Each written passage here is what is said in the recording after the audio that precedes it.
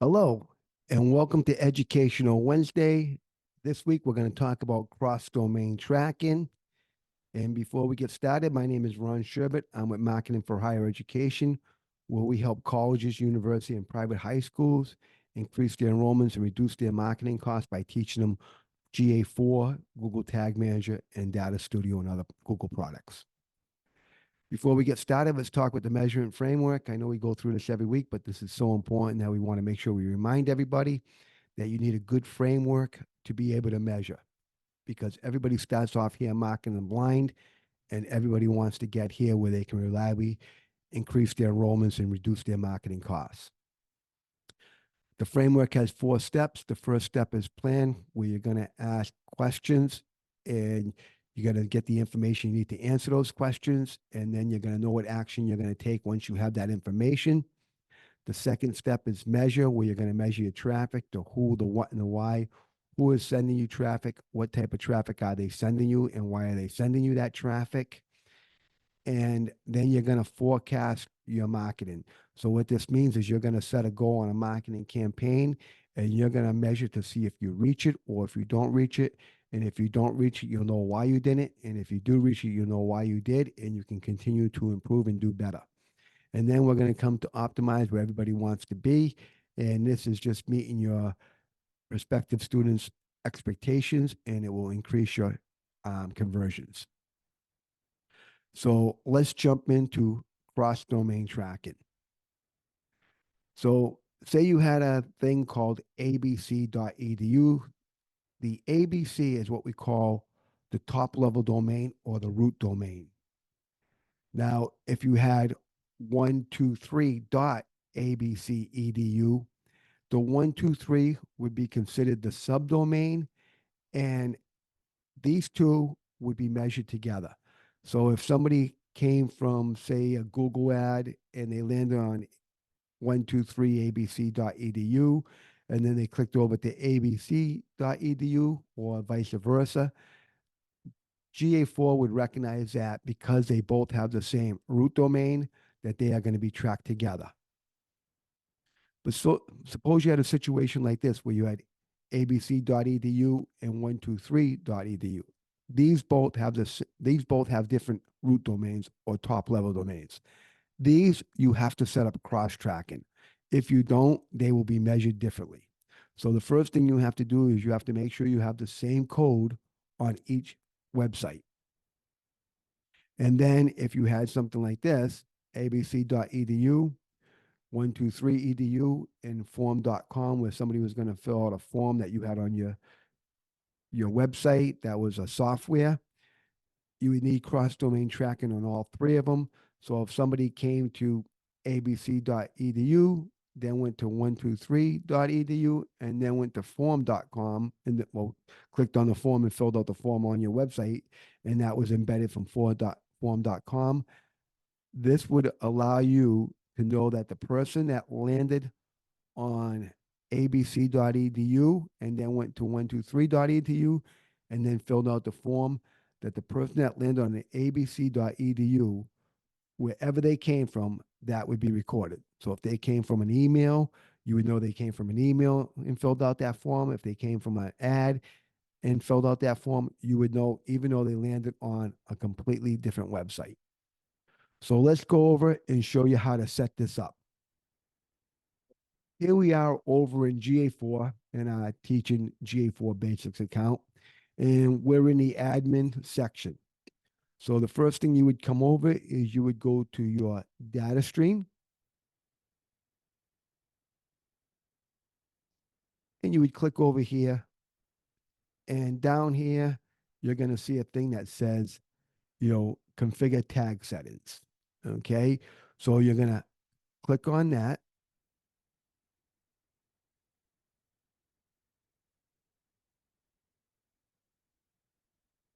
And it's going to bring you to the screen where it says configure your domains. You're going to click on it, and it's just going to say, you're going to add a condition. And the first one you're going to put, you're going to say contains abc.edu. You can add another condition, contains 123 edu, and you would add one more condition and say contains form.com. And then you would save it. And now all three of those would be checked. Now, the one other thing you would want to do is see this show more. You would want to click on this and you would want to come down here and list unwanted referrals. Now, you shouldn't have to do this because this will automatically, they should automatically be not referrals because you got them in the cross domain. But we like to do this because it's not going to hurt anything. We would list the referral domains as abc.edu, and we would list them all here too. And that way it would give us double protection, even though it's not needed. It's just something we've always done. But if you also had a domain that was giving you traffic, like an affiliate, like you had a company that was sending you traffic and you didn't want them to be the referrer, this is where you would put them to make sure they don't have a referral. This happens a lot in like e-commerce where maybe the cart is PayPal. They don't want to know that they don't want to make it look like PayPal is sending them traffic when they go to the thank you page. So they make PayPal an unwanted referral. So it goes to the whatever was behind that as the referral. Okay. If you have any questions on that, just let us know. And you would just hit save. Now, how would you test to see if this works? Well, let's jump over to a website. This website here is a filmmaking academy where they teach you how to make films, and this has cross-domain tracking on it. So as you can see up here, the URL is filmmakingstuff.com. So the root domain is filmmaking stuff. And if you come here and say join today, you're going to notice that the root domain has changed from filmmaking stuff to filmmakingstuffhq.com. And how you know this is being cross domain tracked is because you see this little question mark right here. This underscore GL tells you that you are being cross domain tracked. So if you don't see this, then you know you didn't. The other way to check it out would be if you came over here and you right clicked and you came down here and you put inspect and you clicked over here and you went to application. Down here in the cookies, when you clicked on this cookie, okay, you're going to see a GA right here, and we're going to have to expand this.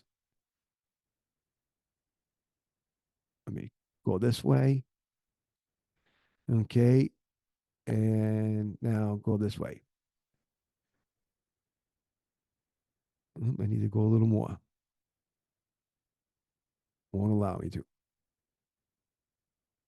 But as you can see, that number, if I hover over it or click on it, it is 307143.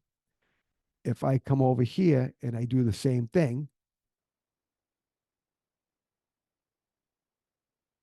this time I'll have to come back this way.